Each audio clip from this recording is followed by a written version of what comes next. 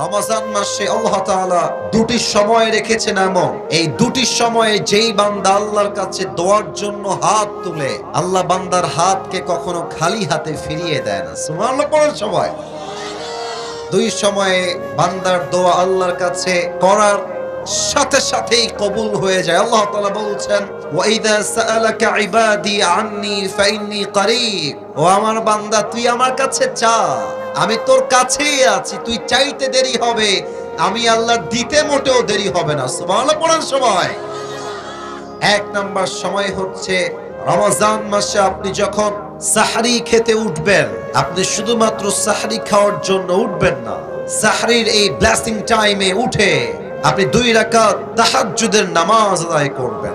নামাজ যখন শেষ হয়ে যাবে ইস্তিগফার পাঠ করবেন, এরপরে দুরূদ শরীফ পাঠ করবেন। এবার দুটি হাত আল্লাহর কাছে তুলবেন, আল্লাহর কাছে যা যা চাই, যা যা আপনার দরকার, যত অভাব আছে, যত কষ্ট আছে, যত অনটন আছে আপনার লাইফে, আপনি আল্লাহকে বলেন, আল্লাহ আমার এইটা চাই, আমার ওইটা চাই, ওইটা দরকার, এইটা লাগবে।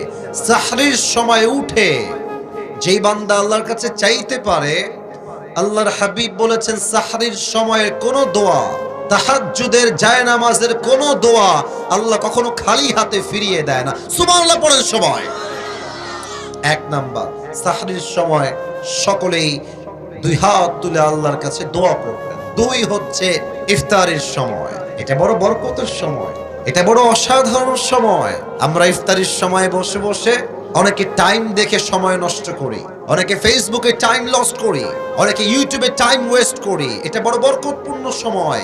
ইফতার যখন সামনে থাকে, পেঁয়াজি, আলুর চপ, ডিমের চপ, খেজুর, শরবত, জুস যা আছে সব বান্দার সামনে হাজির থাকে।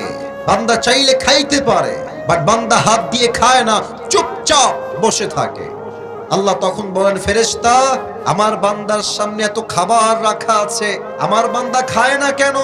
আমার বান্দা জুস খায় না কেন? আমার বান্দা পেঁয়াজি খায় না কেন? ও তো চাইলে খাইতে পারে।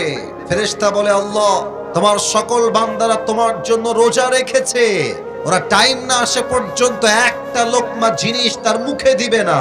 তখন আল্লাহর রহমতের দরিয়া জোশ খেলে ওঠে। আল্লাহ বলে, আমার বান্দা কি চায়?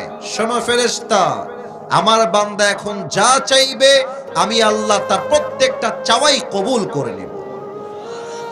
এত আস্তে সুবহানাল্লাহ পড়লে তো হবে না, বলেন সবাই জোরে সোরে সুবহানাল্লাহ। ইফতারের সময় বান্দার মনটা অনেক নরম থাকে, বান্দা ক্ষুধার্ত থাকে, বান্দা পিপাসিত থাকে, বান্দা আল্লাহকে ভয় করে চুপচাপ বসে থাকে। বান্দার দিল যখন নরম হয়ে যায়, বান্দা যখন ক্ষুধায় তৃষ্ণায় ছটফট করে, তাও পানি পান করে না, পেঁয়াজি মুখে দেয় না, আলুর চপ মুখে দেয় না, জাস্ট বিকজ অফ আল্লাহ সুবহানাহু ওয়া তাআলা, আল্লাহর জন্য কোনো কিছু শেখায় না। আল্লাহ বলছে, বান্দা ইফতারি নিয়ে আমার কাছে হাত তোল, যা চাবি আমি আল্লাহ তোকে তাই দান করে দিব। সুবহানাল্লাহ। অতএব রমজান মাস সামনে আসছে, আমরা এই দুটি সময়ে যেন দোয়া মিস না করি। সবাই বলেন আওয়াজ করে ইনশাআল্লাহ। আল্লাহ আমাদের সকলের দোয়াকে তুমি কবুল করে নিও। পড়েন সবাই আমিন।